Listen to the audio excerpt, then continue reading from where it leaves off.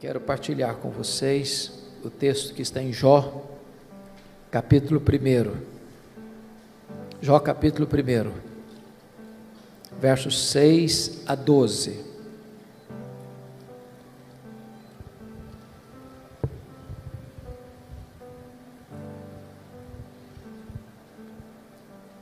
Jó, capítulo 1, 6 a 12. Está escrito o seguinte: num dia em que os filhos de Deus vieram apresentar-se perante o Senhor, veio também Satanás entre eles. Então perguntou o Senhor a Satanás: de onde vens? Satanás respondeu ao Senhor e disse: de rodear a terra e passear por ela. Perguntou ainda o Senhor a Satanás: observaste o meu servo Jó? Porque ninguém há na terra semelhante a ele, homem íntegro e reto, temente a Deus, que se desvia do mal. Então respondeu Satanás ao Senhor: porventura Jó debalde ou inutilmente teme a Deus? Acaso não o cercaste com sebe a ele, a sua casa e a tudo quanto tem? A obra de suas mãos abençoaste, e os seus bens se multiplicaram na terra. Estende, porém, a tua mão e toca-lhe em tudo quanto ele tem, e verás se não blasfema contra ti na tua face. Disse o Senhor a Satanás: eis que tudo quanto ele tem está em teu poder, somente contra ele não estendas a tua mão. E Satanás saiu da presença do Senhor. Agora capítulo 2, versos de 1 a 6, por favor. No dia em que os filhos de Deus vieram apresentar-se perante o Senhor, veio também Satanás entre eles apresentar-se perante o Senhor. Então o Senhor disse a Satanás: de onde vens? Respondeu Satanás ao Senhor e disse: de rodear a terra e passear por ela. Perguntou o Senhor a Satanás: observaste o meu servo Jó? Porque ninguém há na terra semelhante a ele, homem íntegro e reto, temente a Deus e que se desvia do mal. Ele conserva a sua integridade, embora me incitasses contra ele para o consumir sem causa. Então Satanás respondeu ao Senhor: pele por pele, e tudo quanto o homem tem dará pela sua vida. Estende, porém, a tua mão e toca-lhe nos ossos e na carne, e verás se não blasfema contra ti na tua face. Disse o Senhor a Satanás: eis que ele está em teu poder, mas poupa-lhe a vida.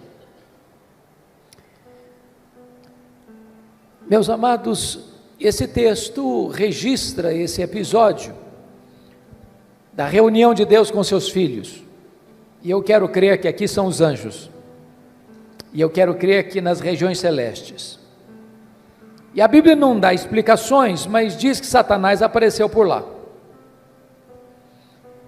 e é curioso que quem começa a conversa é Deus, perguntando para Satanás assim: de onde vens? Satanás respondeu: de rodear a terra e passear por ela.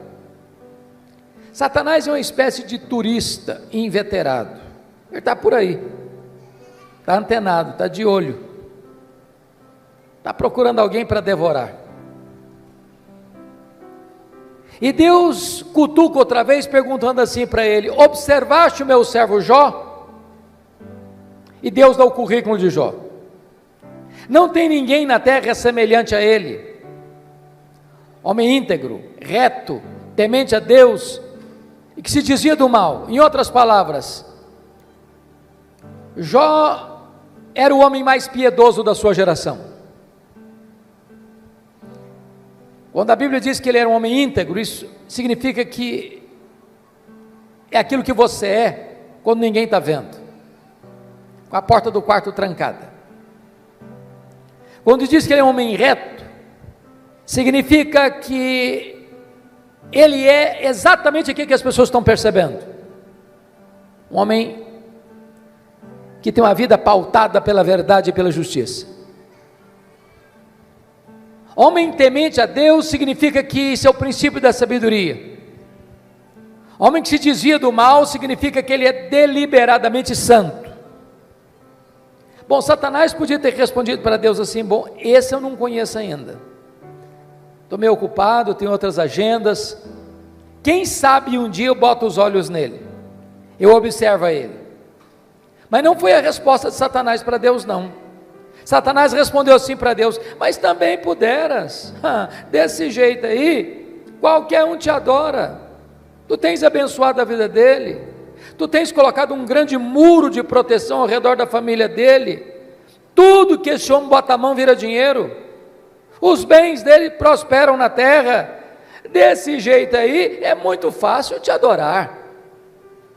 Satanás com isso insinua duas coisas. Primeiro, Satanás insinua que ninguém adora a Deus por quem Deus é, apenas por aquilo que Deus dá.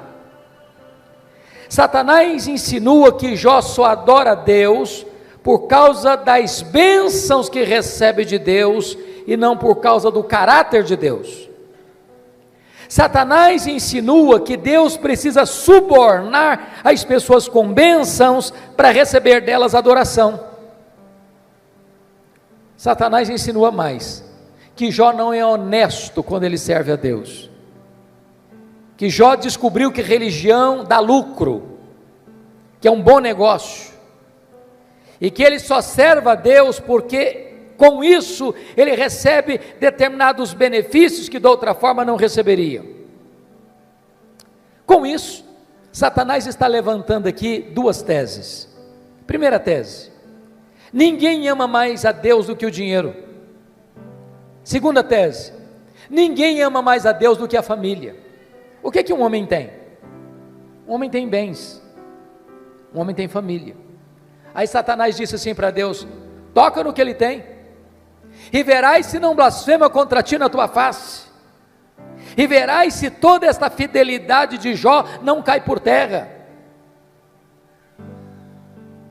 Então diz a Bíblia, que sem que Jó soubesse, Deus o constitui em seu advogado na terra, e coloca a sua própria reputação nas mãos de Jó, e diz assim para Satanás: pode tocar no que ele tem, só não pode tocar na sua vida. Em outras palavras, Satanás é um ser limitado e limitado por Deus. Ele só pode ir até onde Deus o permite ir, e nem 1 centímetro a mais.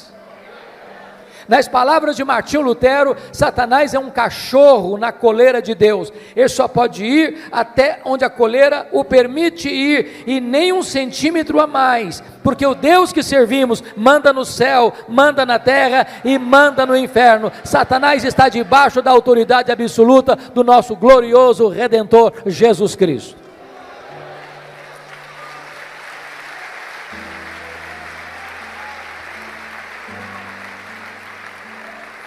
Com a permissão de Deus, Satanás, porém, sai dali para provocar um verdadeiro terremoto na vida de Jó.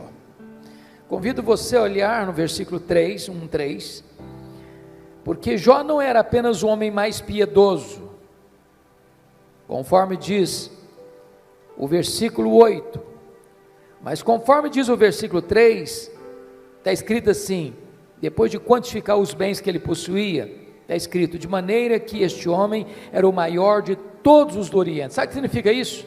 Ele era o homem mais rico da sua geração. Cai um mito aqui: não é pecado ser rico. Você pode ser o homem mais rico e ao mesmo tempo o mais piedoso. O problema não é ser rico, o problema não é ter dinheiro, o problema é o dinheiro nos ter. O problema não é ter dinheiro no bolso, o problema é entronizar o dinheiro no coração. O problema não é o dinheiro, o problema é o amor do dinheiro. Mas não obstante Jó ser o homem mais rico da sua geração, veja você comigo, que nos versos 14, 15 e 16, Satanás vai usar os sabeus, Satanás vai usar os caldeus, Satanás vai usar o fogo, para destruir tudo que Jó tinha, de uma maneira abrupta e rápida. O homem mais rico entra em colapso financeiro, o homem mais rico quebra, vai à bancarrota. Bom, você e eu conhecemos gente que por muito menos dá um tiro na cabeça. por muito menos blasfema contra Deus. A grande pergunta é: será que a tese de Satanás era verdadeira? Será que Jó amava mesmo mais a riqueza e o dinheiro do que a Deus? Será que Jó blasfemaria mesmo contra Deus? Será que a tese de Satanás era verdadeira? A resposta, confira comigo, está no versículo 21. Ele diz o seguinte: nu saí do ventre de minha mãe, nu voltarei. Sabe o que ele está dizendo? Eu não trouxe nada para este mundo, não vou levar nada deste mundo, portanto o que eu granjeei entre o berço e a sepultura não é a razão da minha vida. Eu adoro a Deus não por aquilo que Deus dá, eu adoro a Deus por quem Deus é. Eu não adoro a Deus por causa das bênçãos de Deus, eu adoro a Deus por causa do caráter de Deus. E aqui Jó derrota a primeira tese de Satanás. Ele prova que ele ama mais a Deus do que o dinheiro. Mas tem uma segunda tese: ninguém ama mais a Deus do que a família. Se você ler capítulo 1, versículo 5, você vai notar que Jó era um pai exemplar, mesmo sendo muito rico e tendo uma agenda tão congestionada, e mesmo tendo 10 filhos e todos eles adultos, e Jó costura a unidade dos filhos. E há uma coisa curiosíssima aqui, já que nós temos pais e filhos aqui, toda família que tem mais de um filho sabe disso, os filhos não são naturalmente unidos. Quando você vê uma família unida, pode ter certeza, por trás tem um pai, tem uma mãe que trabalha para que os irmãos sejam amigos. Agora, quando tem dinheiro por trás, é mais complicado ainda. Sabe por quê? O dinheiro não tem liga, o dinheiro não tem amálgama, o dinheiro divide, o dinheiro separa. Porque Jó era um pai intercessor, porque Jó era um pai presente, porque Jó era um pai conselheiro, porque Jó era um pai que se preocupava com a salvação e a santificação dos seus filhos. Diz a Bíblia que os seus filhos eram amigos e unidos. Mas no mesmo dia que acontece o colapso financeiro de Jó, ele recebe a mais amarga notícia da vida. Os seus 10 filhos, num dia de festa, na casa de um deles, sofrem um acidente, e todos os 10 filhos de Jó morrem no mesmo acidente. Você já pensou o que é um pai levar para o cemitério todos os seus filhos num único dia? Como é que ele volta de lá? Como é que ele recomeça a vida? Como é que ele se levanta do luto? Como é que ele reconstrói seus sonhos? Será que Jó blasfemaria contra Deus? Será que a tese de Satanás era verdadeira? Será que ninguém de fato ama mais a Deus do que a família? Será que de fato Satanás tinha razão e Jó se voltaria contra Deus para blasfemar contra ele? A resposta está no capítulo 1, versículo 20, confira comigo aí. Diz o texto que logo que Jó recebe essa notícia, ele se levanta, rasga o seu manto, rapa a cabeça, lança-se em terra e disse: o Senhor Deus deu, o Senhor Deus tomou, bendito seja o nome do Senhor.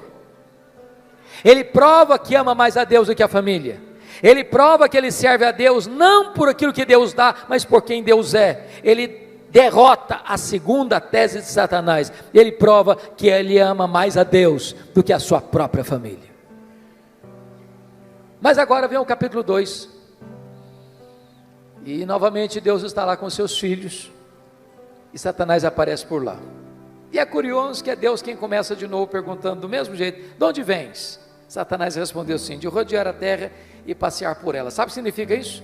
Satanás está dizendo o seguinte: estou fazendo o que eu sempre fiz, não mudei minha agenda, estou por aí, estou de olho, estou antenado, estou procurando uma brecha, estou procurando alguém para devorar. E Deus pergunta de novo: observaste o meu servo Jó? E dá o currículo de Jó sem alterar uma vírgula. Não tem ninguém na terra semelhante a ele, homem íntegro, reto, temente a Deus, que se dizia do mal. E Deus diz: me incitasses contra ele para o destruir sem causa, mas ele permanece íntegro. Sabe o que Deus está dizendo para Satanás? Satanás, suas teses são mentirosas, suas teses são falsas. Você diz que ninguém ama mais a Deus do que o dinheiro e do que a família, pois Jó provou que me ama mais do que ao dinheiro, provou que me ama mais do que a família, Jó derrotou as suas teses, Satanás. Então Satanás levanta uma terceira tese: pele por pele, e tudo que o homem tem dará pela sua vida. Toca-lhe nos ossos, toca-lhe na carne, e verás se não blasfema contra ti na tua face. A terceira tese de Satanás é essa: ninguém ama mais a Deus do que a si mesmo.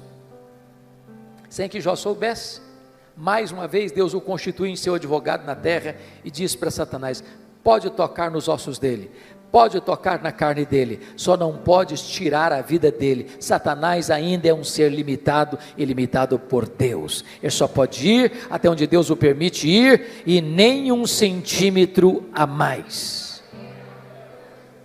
Satanás sai dali, diz a Bíblia, e coloca uma doença maligna em Jó, do alto da cabeça à planta dos pés.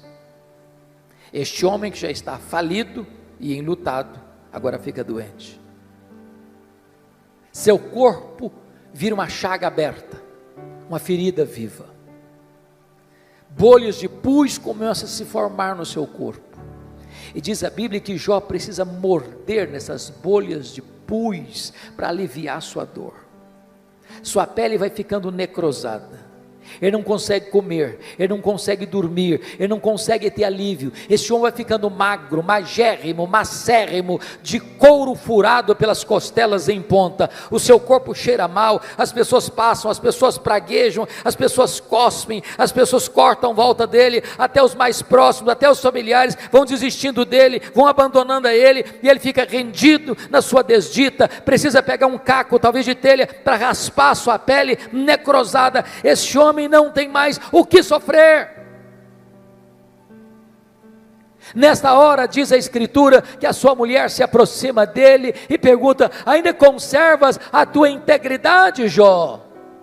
Amaldiçoa a Deus e morre, acaba com isso, tenha pelo menos coragem e dignidade de tirar a sua vida.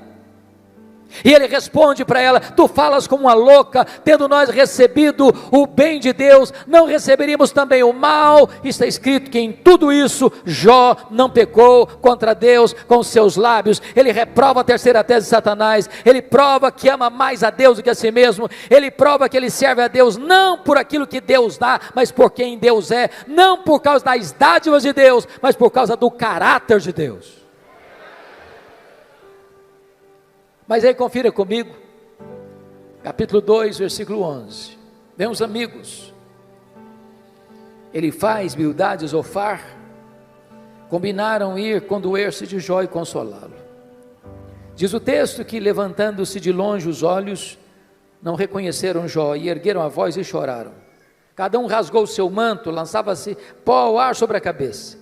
Sentaram-se com Jó na terra 7 dias e 7 noites, e nenhum lhe dizia palavra alguma, pois viam que a sua dor era muito grande. Então eu faço uma pergunta a vocês: esses 3 amigos, de fato eram amigos de Jó?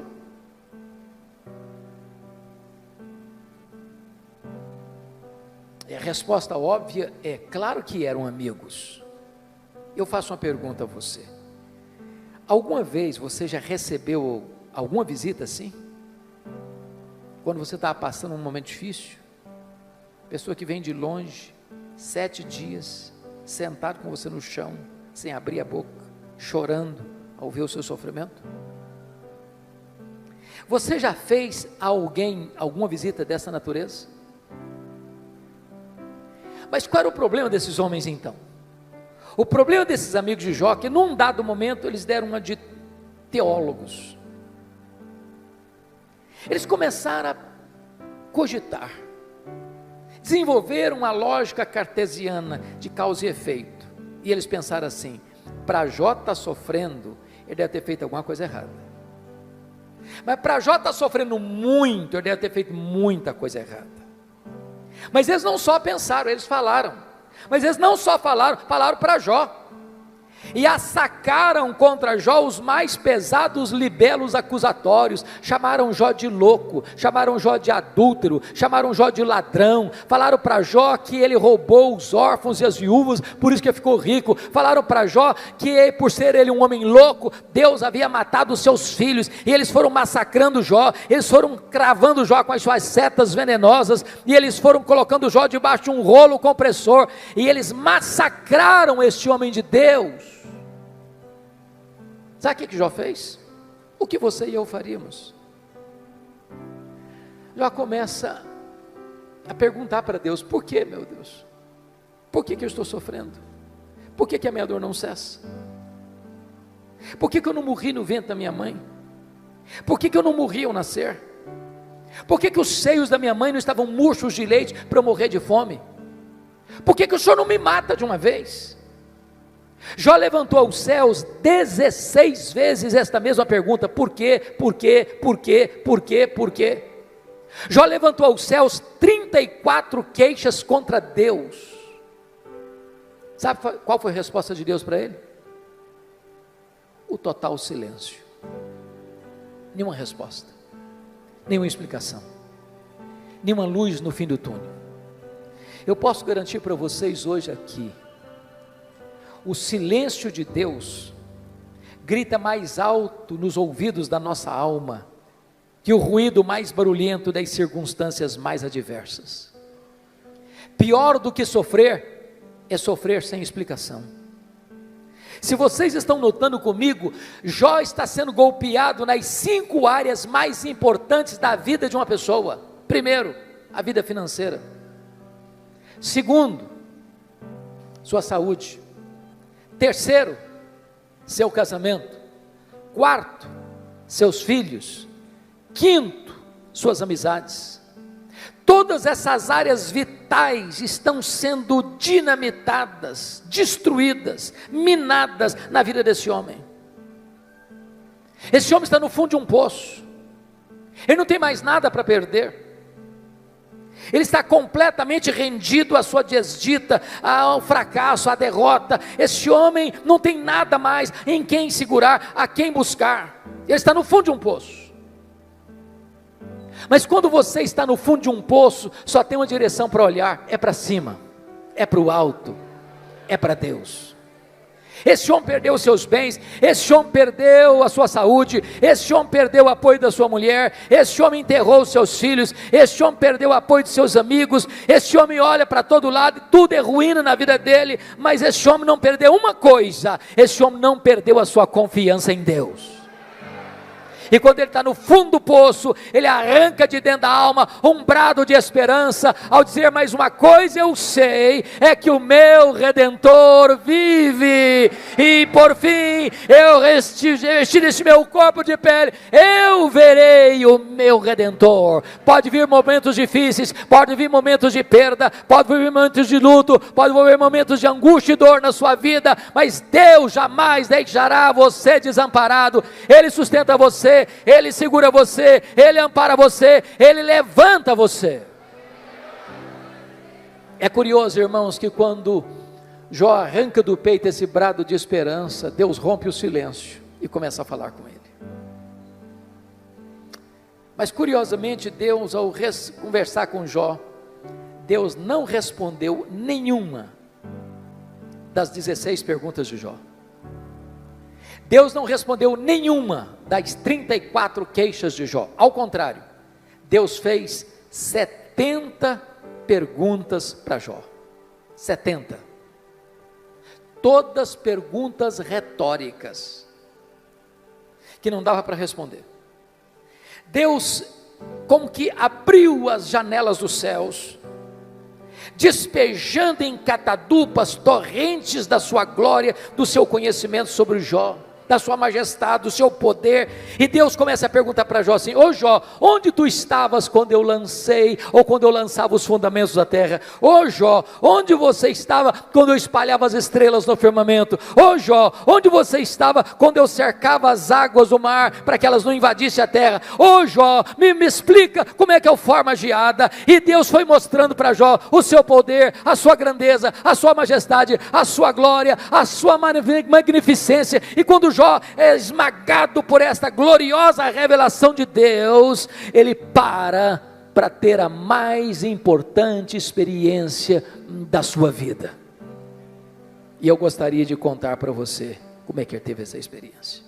Então vá comigo agora, por favor, para o capítulo 42 de Jó, porque aí algumas revelações que mostram a experiência desse homem com Deus, que pode ser nesta noite a sua experiência com Deus.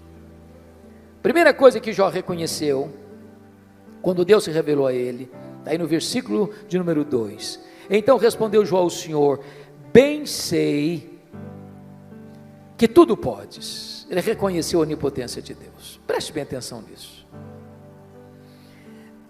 Você e eu temos fraquezas indisfarçáveis. Como o bispo Júlio disse agora há pouco, a gente tem que ler. Crente precisa ler. Quem cessa de aprender, cessa de ensinar. Eu gosto muito de ler, sempre gostei. Passo nas livrarias praticamente toda semana.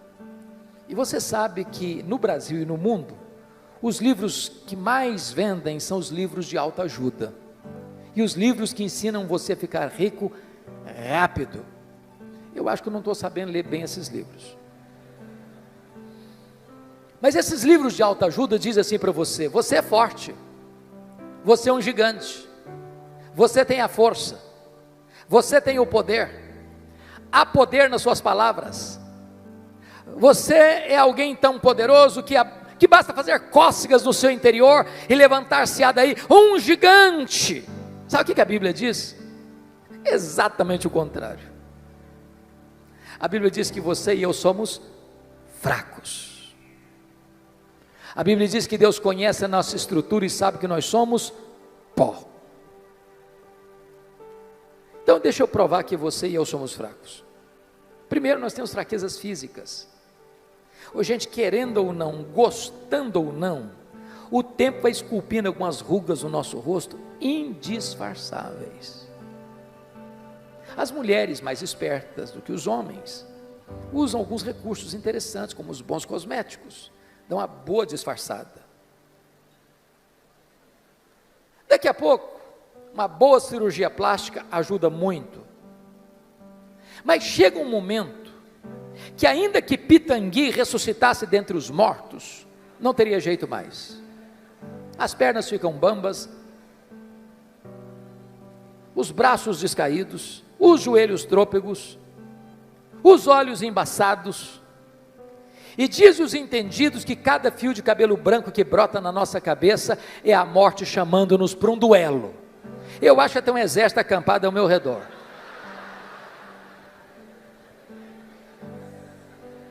Temos fraquezas físicas, mas nós temos fraquezas emocionais.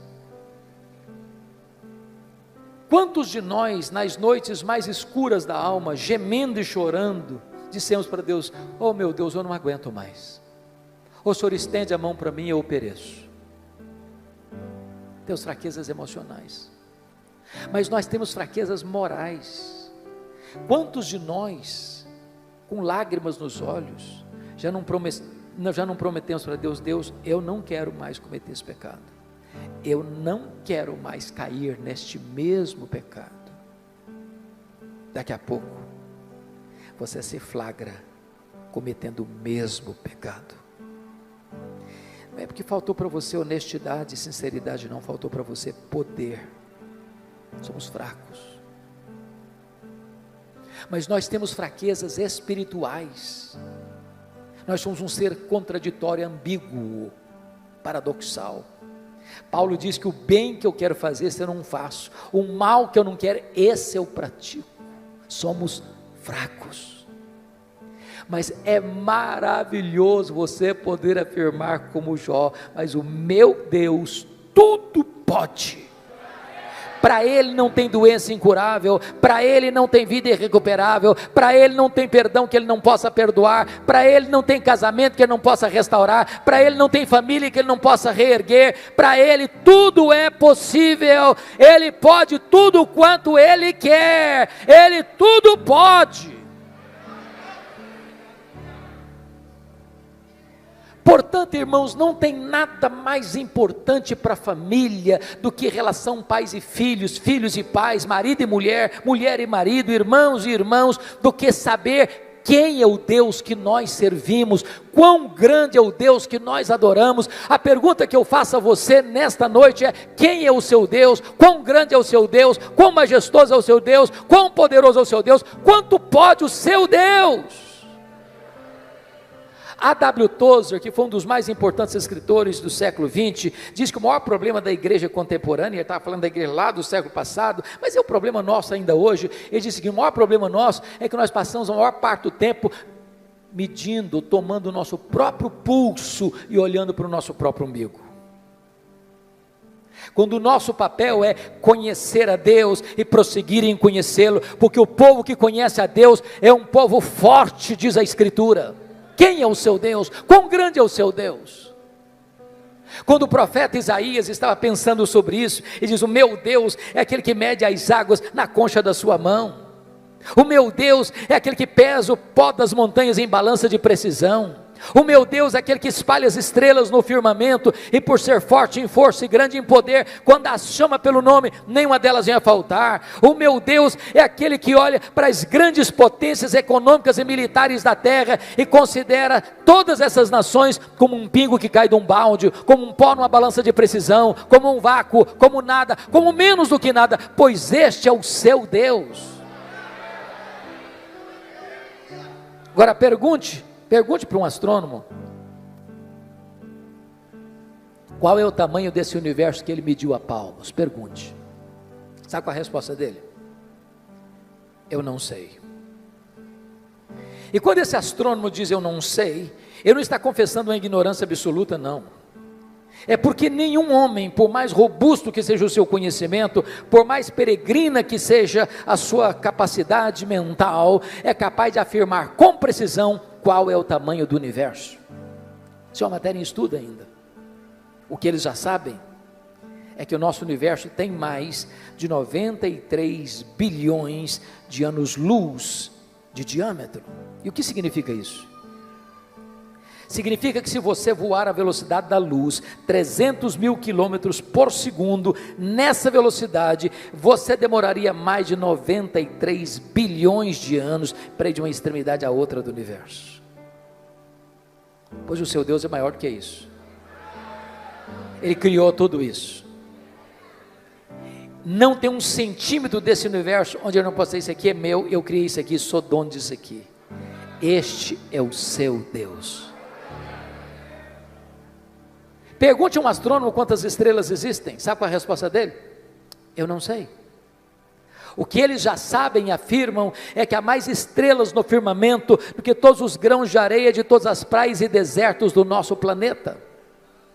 Vá um dia à praia, encha a concha da sua mão de areia, leve para casa, bote numa tábua de vidro e tenha paciência de contar quantos grãos de areia você consegue botar na concha da sua mão.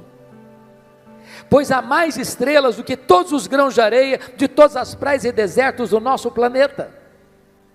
Mas o seu Deus não apenas criou todas elas, o seu Deus batizou cada uma delas pelo nome.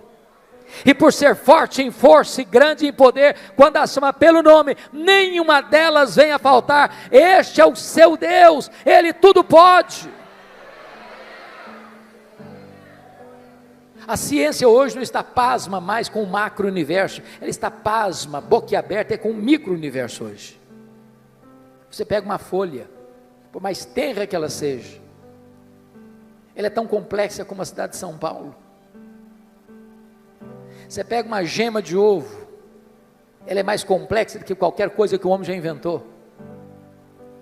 Dr. John Wilson, catedrático de Harvard, uma das maiores autoridades de oftalmologia no mundo, diz que você e eu temos em torno de 2 milhões de fios duplos encapados em cada um dos nossos olhos, e se não for assim, haveria um curto-circuito e nós ficaríamos cegos.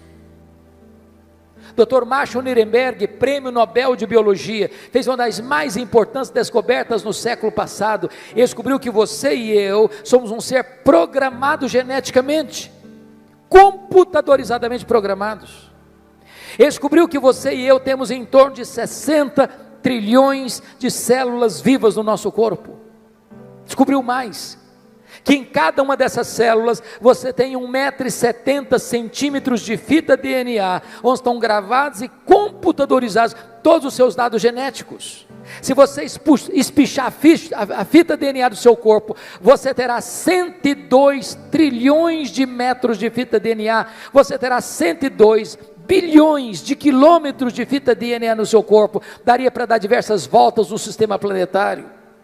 Dr. Loy vai dizer mais tarde, códigos de vida não se originam espontaneamente, códigos de vida não se originam de uma explosão cósmica, códigos de vida não se originam de uma evolução de milhões e milhões de anos, códigos de vida foram plantados em você, pelo Deus Todo-Poderoso, Criador dos céus e da terra, e este Deus é o seu Pai, é o seu Deus, Ele tudo pode.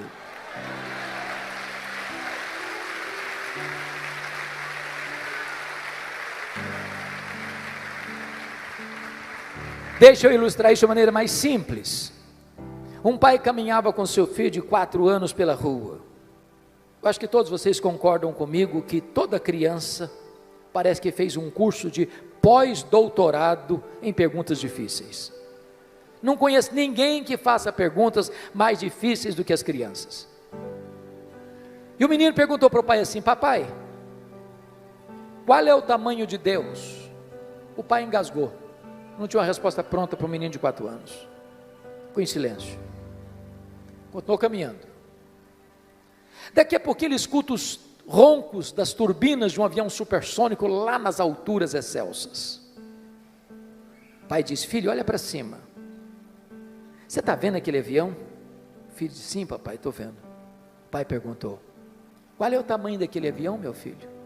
O menino respondeu: pequeno, papai, muito pequeno. Estava muito longe.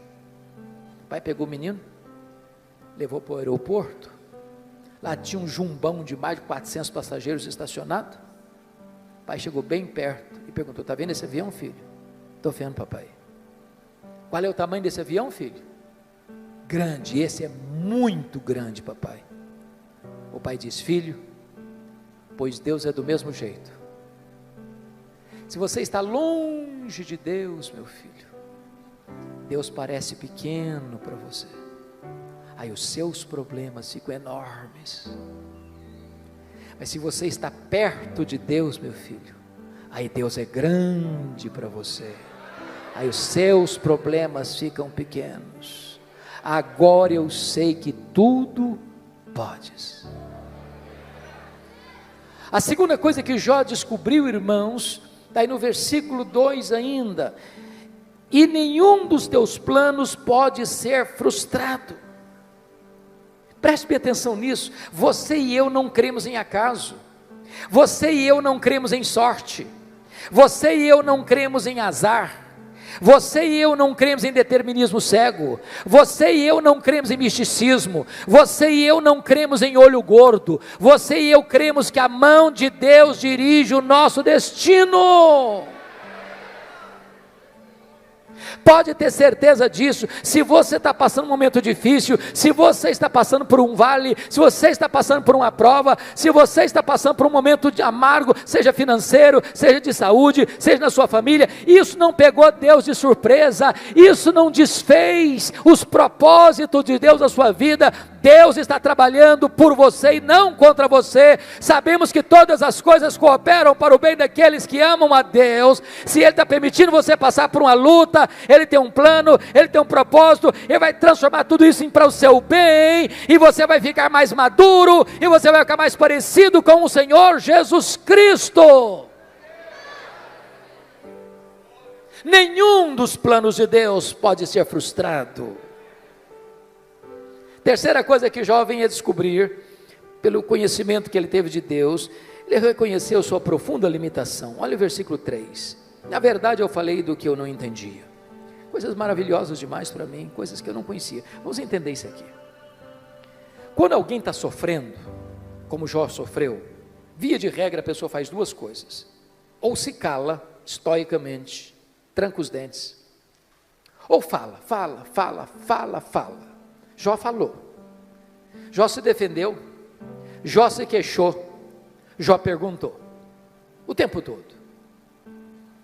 Quando você está sofrendo, você acaba falando muita coisa que você não está entendendo. Sabe por quê? Porque você e eu não enxergamos no escuro, você e eu não enxergamos na curva. Deus está vendo lá no fim, e Ele sabe que as curvas da estrada não tiram o seu alvo de chegar lá no fim. O fim é a sua glória, o fim é o céu, o fim é a bem-aventurança, o fim é a vitória do mal, é a vitória do bem sobre o mal, é a vitória da verdade sobre a mentira, é a vitória de Jesus Cristo sobre o diabo. O fim é Jesus Cristo colocando todos os seus e os nossos inimigos debaixo dos seus pés, e nós com Ele, sem dor, sem lágrima, sem luto, reinando com Ele para sempre. Agora, enquanto você está caminhando, você faz tanta pergunta, você fala tanta coisa, e eu também. Quando Deus começa a se revelar para Jó, mostrar a sua grandeza, o seu poder, sua majestade, o seu controle sobre o universo, sobre todas as coisas, Jó põe a mão na boca e diz: meu Deus, quanta coisa que eu falei sem entender. Sabe qual a lição que eu aprendo aqui? O sábio é aquele que sabe que não sabe, porque o que você não sabe é muito mais do que o que você sabe. Portanto, se você encontrar uma pessoa que fica arrotando em cima de você muito conhecimento, e que quer passar como aquela pessoa que sabe tudo, conhece tudo, entende tudo, Bíblia eu conheço de capa a capa, pode ter certeza, você está perto de uma pessoa que sabe quase nada. É lata vazia que faz barulho. Então deixa eu contar uma ilustração para você. Eu fui criado na roça mesmo, antes de luz elétrica, de estrada, de carro e tudo mais. Quebrei muito milho no muque. Quem sabe o que é uma roça de milho na hora de colher, seca para colher, sabe muito bem a diferença entre um restolho, que só tem palha e sabugo, e uma espiga boa, granada. A espiga boa, granada, na hora de colher, ela se tomba, ela se curva. O restolho que só tem palha e sabugo, não se curva nunca, fica sempre empinadinho. Então, quando você encontra uma pessoa muito empinadinha, saiba disso, é um restolho, só tem palha e sabugo. Porque é impossível você conhecer a Deus, quem é Deus, sem se humilhar, sem se curvar, sem reconhecer que você sabe quase nada.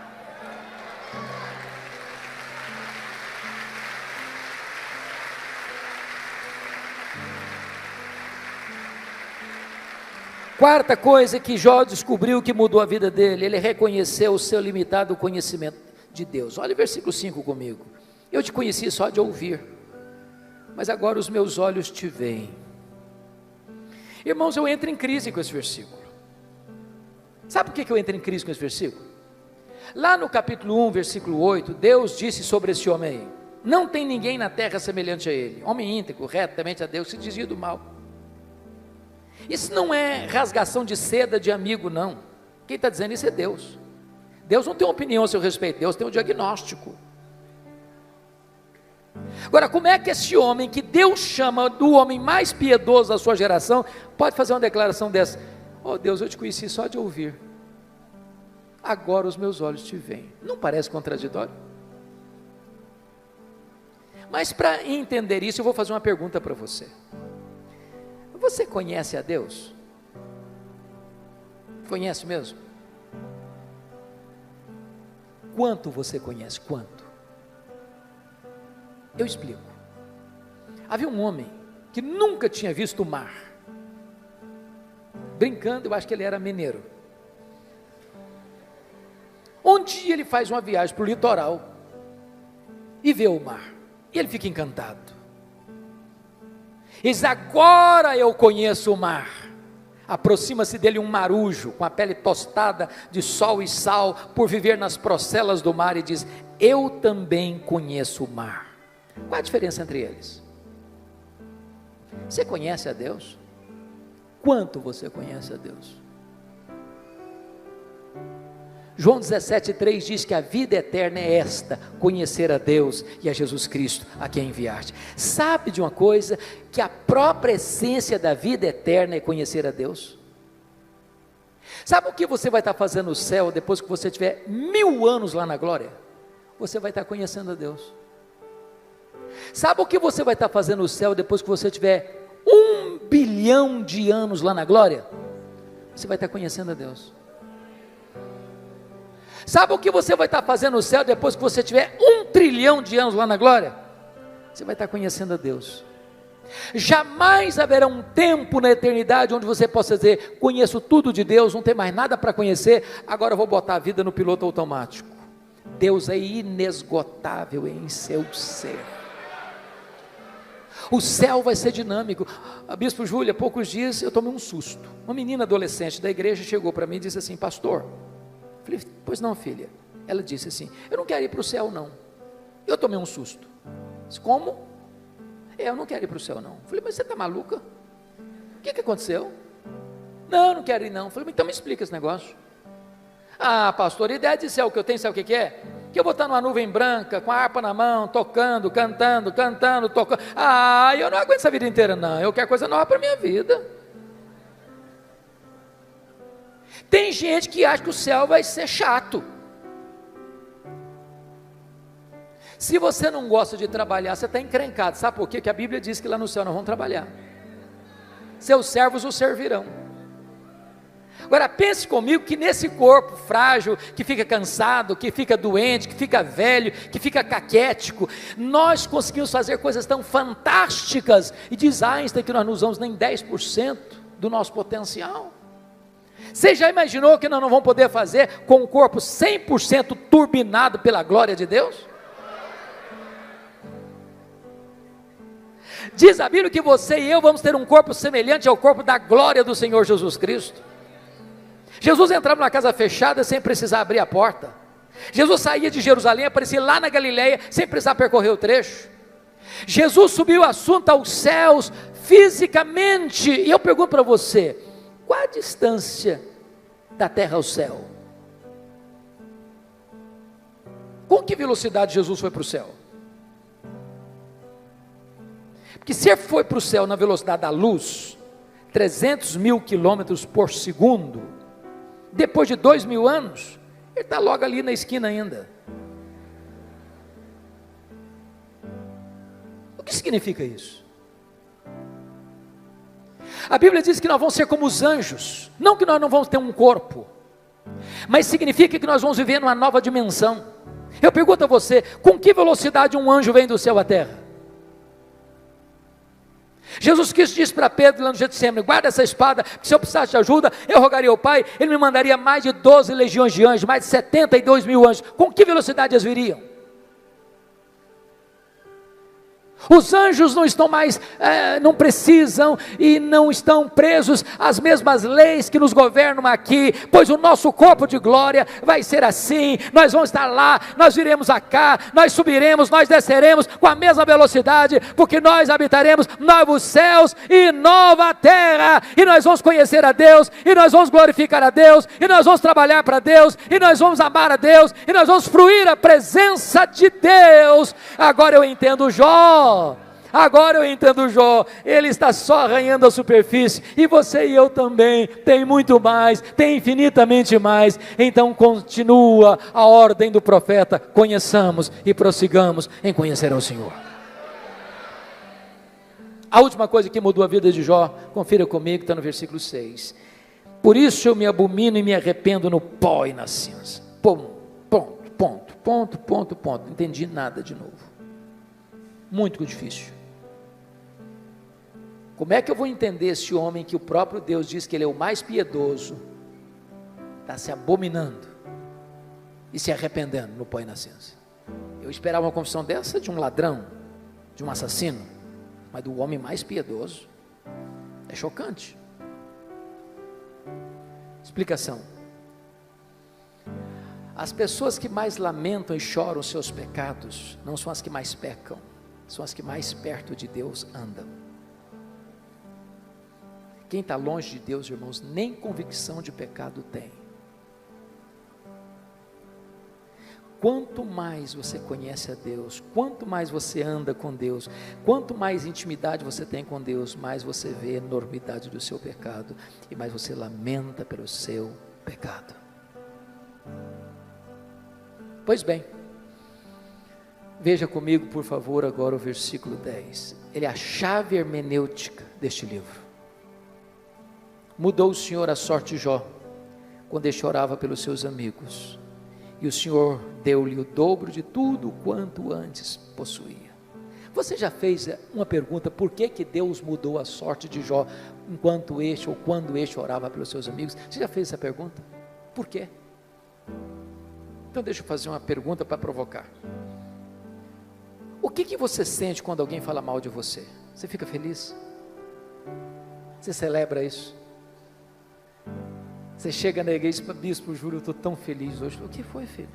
Estão falando mal de mim, o senhor sabe que isso é uma delícia, eu estou tão feliz com isso. É assim que você reage? O que vocês acham que Jó sentiu, quando seus amigos disseram assim para ele: você é um ladrão, você é um adúltero, você é louco,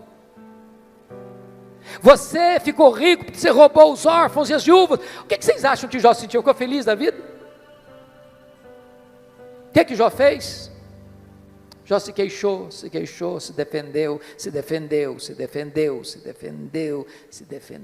e quem se defende, sabe o que tem no coração às vezes? Mágoas, dores, ressentimentos. Sabe o que Deus está falando para esse homem? Meu filho, saia dessa arena da autodefesa, meu filho. Entre, meu filho, na brecha da intercessão. Enquanto você ficar se defendendo, Jó, vai ter mágoa no seu coração, mas quando você começar a orar por esses homens que acusaram você, você vai ficar curado, você vai ficar liberto, você vai ser restaurado. Sabe o que aconteceu? As 5 áreas que Satanás tentou destruir na vida de Jó, Deus restaurou todas elas. Bendito seja Deus. Primeira área que Deus restaurou, confira comigo lá no versículo 16, Deus restaura a saúde de Jó. Depois disso viveu Jó 140 anos, viu seus filhos, e aos filhos de seus filhos até a 4ª geração. Eu acho que não ficou nem cicatriz, nem sequela. Completamente curado. Deus está aqui hoje, irmãos. Ele é o Jeová Rafá. Ele pode curar a sua enfermidade. Ele é Deus. Segunda área que Deus restaurou, versículo 12, área financeira. Se você comparar 1:3 com 42:12, você vai notar que Deus deu tudo em dobro. Eu quero dizer para você que Deus está aqui hoje e Ele é o Deus da restituição. Ele pode restaurar a sua vida financeira, Ele pode levar você mais além na sua vida financeira. Ele é o Deus da restituição. Terceira área que Deus restaurou, a área das amizades. Confira comigo os versículos 8, a partir do 8. Eu acho isso maravilhoso, bispo Júlio. Porque os amigos de Jó que acusaram a Jó, Deus chega para eles e diz assim: vocês estão lembrados daquele homem que vocês criticaram, acusaram? Pois é, aquele homem é mais justo do que vocês. Então eu não vou ouvir a oração de vocês, vocês vão ter que ir lá naquele homem que vocês criticaram, para que aquele homem que vocês criticaram ore por vocês. E quando ele orar por vocês, eu vou restaurar vocês. Sabe o que Deus está fazendo aqui? Honrando Jó. Honrando Jó. Eu vou dizer uma frase aqui, se você esquecer tudo que eu falei, mas lembrar dessa frase, me dou por satisfeito. E a frase é essa: cuida bem da tua integridade, e Deus cuidará da tua reputação. Você não tem que se defender, você tem que viver com Deus, porque quando você vive com Deus, Deus defende você. Quando você vive com Deus, aqueles que criticaram você, vão ter que voltar a você e mudar de opinião a seu respeito. Deus restaurou Jó, e Deus restaurou os amigos de Jó. Quarta área que Deus restaurou, o casamento. Porque a Bíblia não diz que casou com outra? Eu quero crer que restaurou o casamento com a mesma mulher. Agora, pense comigo com a cabeça de um brasileiro, só um pouquinho agora. Quando Jó estava numa magrela, a mulher dele olhou para ele e disse: morre, homem, morre, mas morre logo. Agora Jó está curado, agora Jó está rico, agora Jó está no topo da pirâmide. O que vocês acham que, se ele fosse brasileiro, ele falaria para ela? Morre, mulher, morre. Talvez ele diria: minha filha, a fila andou, agora eu estou noutra. Mas deixa eu dizer algo para você, amado. Deus é especialista em pegar os cacos e fazer um vaso novo. Deus é especialista em curar feridas, em restaurar relacionamentos quebrados. Para Deus não tem impossíveis. Você que está pensando em desistir do seu casamento, não desiste não, invista nele. Deus pode fazer um milagre. Deus pode dar espírito de perdão ao seu coração. Eu achei muito curioso que há pouco tempo uma mulher chegou para mim e disse assim: pastor, eu estou vindo aqui dizer para o senhor que eu vou me divorciar. Eu tomei um susto. Como é que é o negócio? Eu estou dizendo para o senhor que eu vou me divorciar. Falei: verdade? É verdade, sim, senhor. E eu perguntei: mas por quê? Ela disse assim para mim: secou. Secou, não tem mais nada, secou. O sentimento secou. Olhei para ela e disse: secou, filha? Mas se secou, tem esperança. Ela regalou os olhos: o senhor está maluco? Tem esperança. Você não leu na Bíblia lá que Deus fez a vara seca de Arão florescer? Pois Deus faz florescer o que está seco no seu coração. Diz: pastor, o senhor endoidou. Estou falando para o senhor que morreu. Está claro agora? Morreu, está claro? Ou precisa botar legenda? Falei: morreu, filha? Mas se morreu, tem esperança. Você não leu na Bíblia lá que Jesus ressuscita os mortos? Pois Ele pode fazer ressuscitar o que está morto aí no seu coração. Tem esperança. Falei: pastor, o senhor endoidou, o senhor não está me entendendo não. Estou falando para o senhor que acabou, não tem mais nada, acabou, está claro agora? Falei: acabou, minha filha? Ué, mas se acabou, tem esperança. Ué, você não leu na Bíblia lá que Deus chama a existência as coisas que não existem? Se Ele chama a existência as coisas que não existem, Ele pode chamar a existência o que não está mais no seu coração. Você não vai separar essa semana não. Você vai orar comigo uma semana, depois você volta aqui.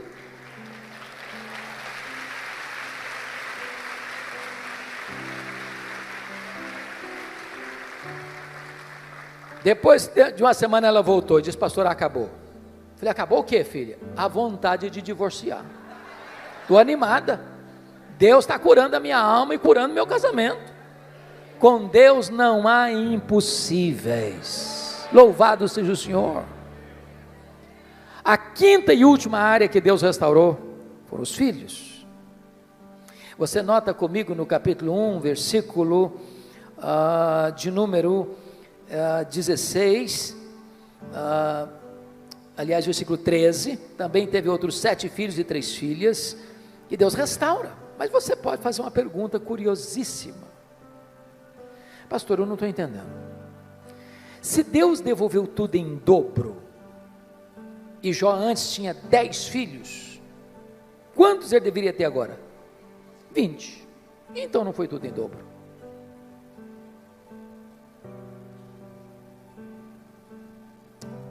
Deixa eu explicar isso bem.